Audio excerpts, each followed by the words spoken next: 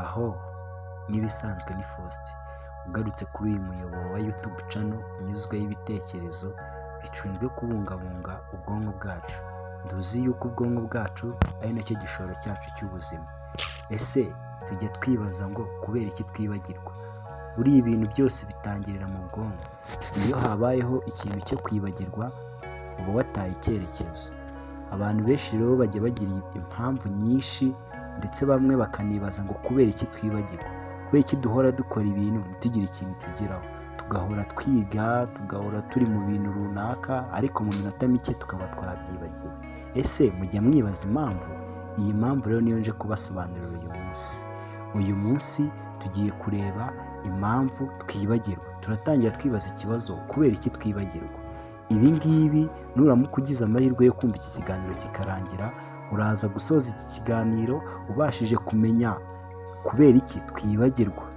Hano dufite impamvu 8 ziza kudusobanurira neza byimbitse impamvu twibagirwa, ndetse muri video itaha nzagaruka mbabwira noneho uburyo twakwirinda twibagirwa. Mbahaye ikaze.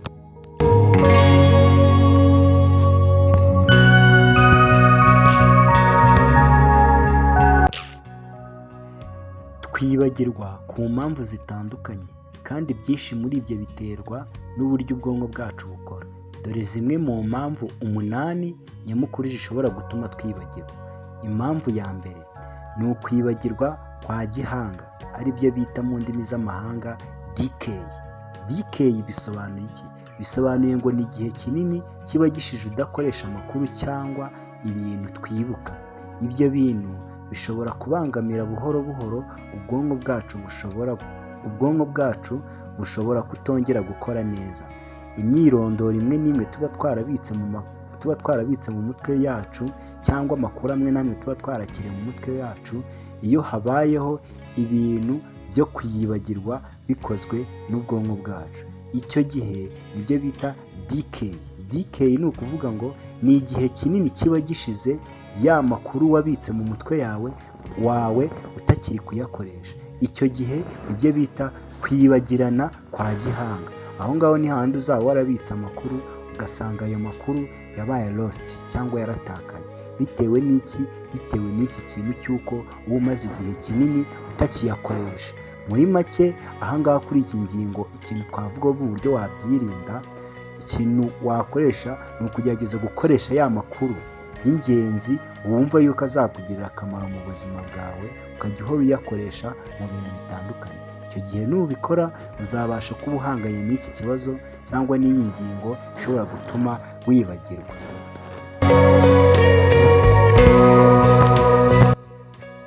Ingingo ya kabiri yo ishobora gutuma twibagirwa cyangwa ishobora gutuma dutakaza amakuru y'ibintu tuba twarabitse mu bwonko, ni ingingo ivuga ngo kwivanga k'ubwonko. Iyi ngingo niyo mwita mu ndimi z'amahanga byitwa interference. Interference ni uburyo ushobora gufata amakuru wabonye mu gihe runaka ukaba wayitiranya n'ibindi bintu bikuri mu mutwe, nyine bikivangura ku byumva. Ni ukwivanga kw'amakuru wabitse mu mutwe, ukayoberwa gutandukanya ngo iki ngiki kimara iki ngiki gishinzwe gukora ibi, ibi ngibi bishinzwe gukora ibi ngibi, ahubwo ukabyitiranya. Iyi ngingo ya kabiri yitwa interference, irimo ibice bibiri. Igice cya mbere ni ukwivanga kw'ibyashize, aribyo byitwa mu ndimi z'amahanga proactive interference. Ingingo ya kabiri ni ibyitwa kwivanga kw'ibishya, mu ndimi z'amahanga aribyo byitwa retroactive interference. Reka dutangire ku ngingo ya mbere, proactive interference. Proactive interference ahangaha bari kutubwira yuko ni ubumenyi cyangwa amakuru ya kera ashobora kubangamira uburyo dukora amakuru mashya mu bwonko. Ahangaha ni ukuvuga ngo ni igihe ya makuru ya kera uzaba warakiriye azakubangamira cyangwa azabuza kwakira amakuru mashya ku ngingo runaka uzaba uri kumva. Urugero, hano uri mu ishuri, urugero wenda turi kwiga imibare, bakubwiye yuko 1 kongeraho 1 ari 2. Mwarimu araje abigishije ngo 1 kongeraho 1 birabyara 0. Ya makuru wumvise mbere arahita agenda akubuze kumva ayo makuru mashya uri kumva bitewe n'ibyo bintu wamenye mbere. Ibyo ngibyo nibyo byitwa proactive interference cyangwa kwivangwa kw'ibyashize. Agace ka kabiri kari muri iyi interference ni akavuga ngo kwivanga kw'ibintu bishya none, aribyo byitwa retroactive interference. Retroactive interference ahangaha ho amakuru mashya ashobora kubuza ubwonko gutekereza neza amakuru ya kera. So ahangaha nyine birumvikana, iyi ngiyi ni ikinyuranyo cy'iri rya mbere. Ahangaha ni ukuvuga none ni kwa kundi ufata content cyangwa wiga ikintu gishya kigahita gituma ugira urujijo kuri bya bindi wari warize kera, nibyo byitwa retroactive interference. So reka dukomeze tujye ku ngingo ya gatatu. Ahangaha tumaze kuvuga ku ngingo ebyiri. Iya mbere niyo twabonye bita decay cyangwa kwibagirana kwa gihanga cyangwa kudakoresha amakuru ukatuma uyibagirwa. Iya kabiri twabonyemo interference cyangwa kwivanga nyine k'ubwonko. Iya gatatu rero twabazaniye cyangwa twabateguriye iravuga ngo iyi ngingo yo akenshi ikunda kuba ku bantu b'abanyeshuri, uretse ko atari abanyeshuri gusa n'abandi bantu bose muri rusange, bitewe n'imirimo ukora cyangwa n'imirimo ushinzwe n'inshingano ushinzwe kuzuza. Iyi ngingo hari igihe rwose ijya ikubangamira. Iyi ngingo rero ngiye kuyibasobanurira nimuyumva murahita mwumva yuko ari ibintu bibaho mu buzima busanzwe. Ingingo ya gatatu iravuga ngo ni ukunanirwa gukura amakuru mu bwonko. Mu ndimi z'amahanga ibyo bizwi ngo retrieval failure. Retrieval failure ahangaha bari kutubwira yuko ngo ni igihe amakuru aba ari mu bwonko ariko tudashobora kuyibuka by'igihe gitoya bitewe no kubura ibimenyetso bitwibutsa ibyo twize.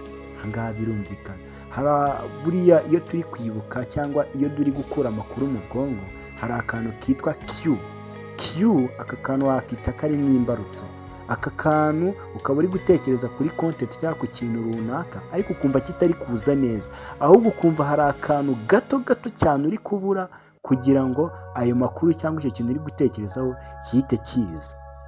Ibyo ngibyo rero iyo unaniwe kumenya amakuru cyangwa kugarura ayo makuru ushaka gukoresha, ukananirwa kuyagarura bitewe n'ako kantu wibagiwe k'imbarutso cyangwa twise Q, nibyo byitwa retrieval failure cyangwa kunanirwa kugarura amakuru mu bwonko. Ayo makuru aba yaragiye yaribitse ahantu, none ukananirwa we kuyagarura kugira ngo uyakoreshe bitewe n'iki? Bitewe n'uko wabuze imbarutso cyangwa wabuze akantu kayakwibutsa.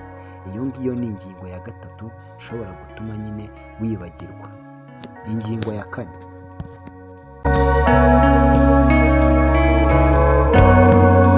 iyi ngingo ya kane yo baratubwira ngo ni ugutsindwa kubika neza amakuru, aribyo mu ndimi z'amahanga bita encoding failure. Iyi ngiyi isobanuye ngo iyo tutibanze neza cyangwa tutiyanditse mu bwonko neza amakuru mu gihe turimo kwiga cyangwa kumenya ikintu, ayo makuru ntiyinjira neza muri memory cyangwa ntiyinjira neza mu bitekerezo. Ayo makuru tutabashije kuyinjiza mu mutwe neza, ayo makuru ahita yijyana mu byitwa short memory. Short memory ni hahandi tubika amakuru tuba turi gukoresha ako kanya. Ni ahantu habikwa amakuru dukoresha icyo gihe bikaba birarangiye. Rero iyo habayeho encoding failure, ayo makuru ntabwo ajya muri long term memory. Long term memory ni hahandi habikwa amakuru tuzakoresha mu gihe kirekire. Iyo wafashe ikintu ukagishyira mu mutwe kikajya muri long term memory, ahangaha ni hahandi icyo kintu kizabana nawe ubuzima bwose. Rero iyo habayeho failure of encoding cyangwa gutsindwa cyangwa kunanirwa kubika amakuru neza akajya muri short term memory, ahangaha nicyo gihe amakuru nyine umuntu azakubwira ikintu ugahita ukibagirwa kubera yuko wananiwe kucyinjiza mu bwonko ngo cyinjiremo neza kijye muri long term memory. Ingingo ya gatanu, ingingo ya gatanu yo yatubwira yuko ari ukwibagirwa ku bushake. Mu ndimi z'amahanga aribyo byitwa ngo motivated forgetting. Ahangaha ushobora kwibaza ngo biba bimeze bite? Hari igihe umuntu ashobora gushaka kwibagirwa ibintu biteye agahinda cyangwa bibabaza, bikaba nk'ubwirinzi bw'umubiri bw'ibyo bibazo, aribyo mu ndimi z'amahanga byitwa depression. ukuvuga ngo ahangaha ushobora wenda nko kuba warahuye n'ibibazo mu buzima bwawe bikomeye cyane, wenda wapfushije ababyeyi, wagize ibibazo mu muryango bikomeye cyane, ibyo bintu noneho wabyibuka kumva nyine biragutera trauma cyangwa biragutera ihahamuka, bikagutera ibibazo bikomeye cyane. Ibyo ngibyo rero bigahita bituma ushyira imbaraga mu kutibuka ibyo bintu, ukabyibagirwa ariko ku bushake bwawe, kuko n'ubundi iyo ubyibutse bihita bigutera trauma cyangwa bikagutera ihahamuka cyangwa agahinda gakabije. Ahangaha rero nibyo byitwa motivated forgetting, ukibagirwa ikintu ari uko ugishaka. Ingingo ya gatandatu. Ingingo ya gatatu idusobanurira impamvu twibagirwa, yo iratubwira ngo ni uguhindura cyangwa guhinduka k'umurimo w'ubwonko, ari byo mu ndimi z'amahanga bita ngo memory distortion. Iyi memory distortion ni igihe gishize ubwonko bushobora guhindura uko twibuka ibintu, bikaba byatuma dutakaza amakuru y'ingenzi cyangwa tukayibuka nabi. Ibi ngibi rero ni imikorere y'ubwonko iba yahindutse. Ahangaha ni kwa kundi ushobora kuba wari umenyereye gufatamo ibintu, ariko bitewe n'ukuntu ubwonko bwawe bwahindutse butagikora nk'uko bwari busanzwe bikora, ugasanga birakwafekise cyangwa bikugizeho ingaruka zo kuba wabika cyangwa zo kuba watakaza amakuru mu buryo bworoshye. Ingingo ya karindwi dusobanurira impamvu twibagirwa. Ingingo ya karindwi iravuga ngo ubuzima n'izamuka ry'imyaka, mu ndimi z'amahanga aribyo byitwa health and aging. Ibi ngibi ni indwara zifata ubwonko nk'uburwayi bwa dementia cyangwa se ingaruka z'izamuka ry'imyaka bishobora gutera kwibagirwa. Ahangaha hari indwara ifata ubwonko yitwa dementia. Iyi ngiyi ni indwara ifata ubwonko igatuma wibagirwa uko wiboneye kose. Umuntu akakubwira ngo mwaramutse, waba utari kubitekerezaho neza, ubwonko bitahita bubiprosesinga neza, ukongera ukabaza ngo umbwiye ngo, aho ngaho urumva yuko ubwonko buba bwarataye focus. Cyangwa indi ndwara ikunda kurwara n'abantu bakuze cyane ariyo yitwa amnesia. Amnesia ni indwara ifata ubwonko ku bantu bakuze, bigatuma bagabanya ibyitwa capability mu bintu bijyanye no kwibuka cyangwa no gukurura amakuru y'ibintu bashaka gukoresha. Ingingo ya 8 ari nayo ya nyuma isobanura impamvu twibagirwa. Ingingo ya 8 iravuga ngo ni ukubura umwitozo ndetse no gusubiramo, mu ndimi z'amahanga aribyo byitwa ngo lack of repetitions. Niba udashobora gukoresha cyangwa ntusubiremo ibyo wize cyangwa ntukoreshe amakuru y'ibyo wabonye, icyo gihe ubwonko bwawe ntibuzashobora kwibuka cyangwa gukoresha ayo makuru uzaba warahawe. Iki kintu akenshi gikunda kuba ku banyeshuri, nk'abanyeshuri batabasha gusubira mu masomo yabo, aribyo byitwa etude cyangwa self study. Ibi ngibi birabafekta cyangwa bikabagiraho ingaruka zikomeye cyane zo kuba babasha kwibuka cyangwa kugarura mu bitekerezo ibyo mwarimu yavuze kuri content cyangwa ku isomo bize uwo munsi. Ibi ngibi rero bishobora gutuma wibagirwa ingingo runaka ku kintu wenda ushaka kuba wavuga cyangwa wagarura mu bitekerezo byawe. Izo rero ni zimwe mu mpamvu zituma abantu bibagirwa, kandi buri kimwe gishobora kugira uruhare